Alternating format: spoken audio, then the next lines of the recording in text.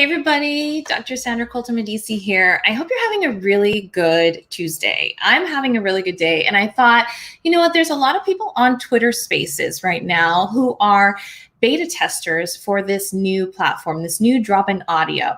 And I have been in and out of different spaces myself, so much so that I created a Facebook group for female entrepreneurs who want to connect in order to support each other and really try to generate some collaboration on Twitter Spaces once it goes to all of the different people, right?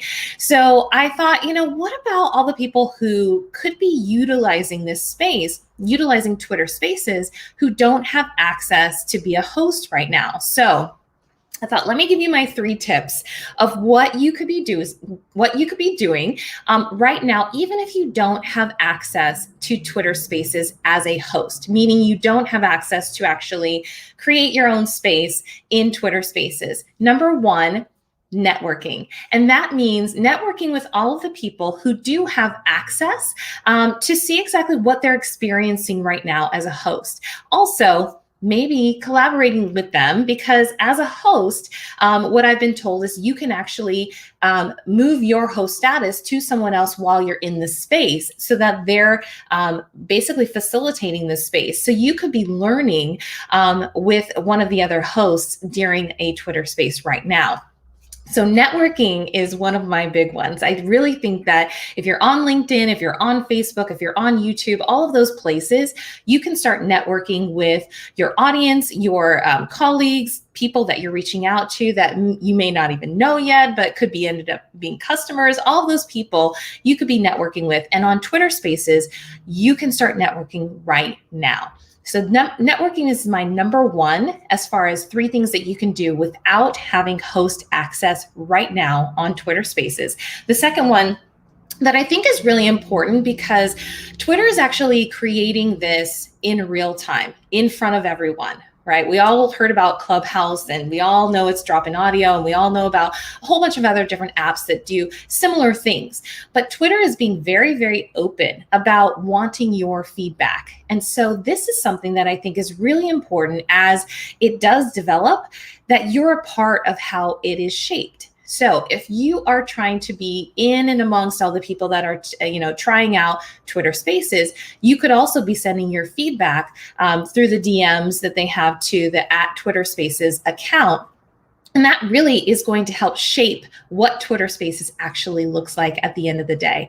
So number 1, if you just joined me, I would say make sure that you're networking on Twitter Spaces. Number 2, make sure that if you want to be part of it, that you help shape the way it actually turns out, because that means giving feedback. And that is really, really priceless at the end of the day. If I am working on something and somebody says, hey, I love this, or hey, could you tweak that, or whatever, it really does make a difference at the end of the day for the user experience. So if you are going to be one of those users and you're going to be loving it like I am, then I would suggest contributing your feedback to the process. Last but not least, it is hard talking for a long period of time in a space. And that is something that, as you are getting used to Twitter Spaces, you can be practicing. So that is my 3rd thing that I think you could be doing right now. Even if you don't have access to being a host on Twitter Spaces, is you can start practicing what you're going to talk about, what exactly the topics that you love talking about. You can get into a space and request to be a speaker and get on and try to get over those hurdles, those stumbles, those all those things that you might have, and really get the jitters out while it's in beta form. So that when you start your own spaces, when you get host access on Twitter Spaces, you are like rocking and rolling. You are just giving it to them, because that's really what it's all about. Being prepared for the moment. So I really find that if you practice and you get into those spaces and you really feel comfortable, because you are now reaching out to different people, you're networking, you're vibing, you're coming back into people's spaces that you've already talked to before, then you have a general sense of kind of comfortability, come to some of that, like the anxiety is a little bit less. because you've been there before. And I really feel like that practice is going to benefit you once you become a host on Twitter Spaces, to have really just kind of like your own rhythm.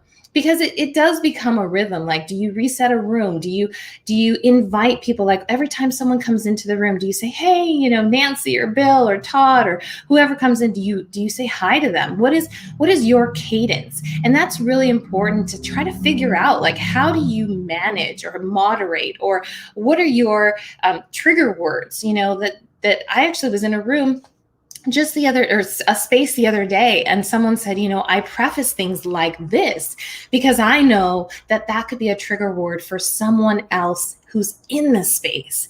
Now, that was new and different to me, because I thought, wow, that's really thinking outside of yourself and being really inclusive and understanding that other people have, different ways of going about communicating, and that could be beneficial for a lot of people as you move into your own spaces, to know, like, you might feel free to talk about a lot of things, but, maybe somebody else might feel a little triggered by that conversation. And so you might want to preface it by saying, maybe this might be a little harsh to say, or maybe, you're talking about a TV show and you don't want to be a spoiler. So you preface it by like, hey, if you didn't watch the end of The Sopranos, make sure that you mute me for a minute or come back into the space. So there are different ways that you can participate. And I really strongly encourage you to do so. Number one, like I said, network, because right now it's in beta form. It's not rolled out to everyone. And it is really one of those like really special times to just get in and feel it out and see what people are talking about. I was in a room, people were talking about podcasting.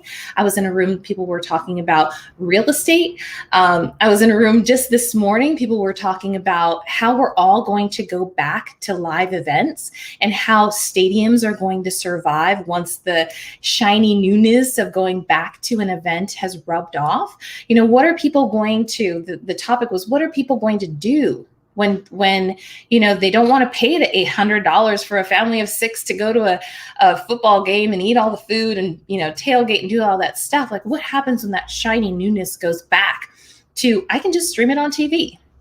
Those kinds of conversations are happening on Twitter Spaces, which I thought was really interesting, to know that we have been, what they were talking about is we have been conditioned to stream at home for over a year. So how do we pull people back in to that live experience of events where they don't just kind of, fade away from it after, the newness, the shiny newness of going back out fades away in 3 months, after we all get back to normal. So that was an interesting conversation to listen to. But there are a lot of different Twitter Spaces conversations that are being had right now that you can be a part of. Once you see on the top part of your Twitter, timeline, you'll see the little purple rings where people are actually having conversations. You can pop into one of those spaces and you can be a listener. You can request to speak. But those are the 3 things that I think are really key right now as they're in beta test mode: is network and give feedback to help shape the way that it ultimately is going to look, the way the whole app runs and works. And then also practice getting in there and getting comfortable with talking. And I know that sounds really easy to say because a lot of people just don't like to talk, or they don't feel like they're comfortable hearing their own voice. But I think it's really important to start practice being you, right? Being the you in drop-in audio, because that's a whole different thing, right? You can talk in real life to people you see. It's a different kind of vibe. You get that back and forth. But in drop-in audio, you're intimate. You're listening. You're listening for that inflection, right? You're trying to navigate emotional inflection in someone else's voice. And that, you can hear it on the phone. But I think that it's also engaging because they are using emojis to kind of reflect, responses in real time. And it can be a little tricky. Like you're like, hey, 100%, or, crying emoji or whatever. So, just kind of navigating that whole practicing being a participant. will help you later on in being a good host and hosting your own spaces. So I hope that these 3 things are helpful for you as you go into navigating the Twitter space yourself. You can certainly go on to my Facebook page. It's facebook.com/groups/Twitter Spaces. And, join us for the conversation. Join us to collaborate on future Twitter Spaces once it rolls out to everyone. And give me your feedback. What do you want to do in this group that has just I think it has 27 members as of today, which is amazing.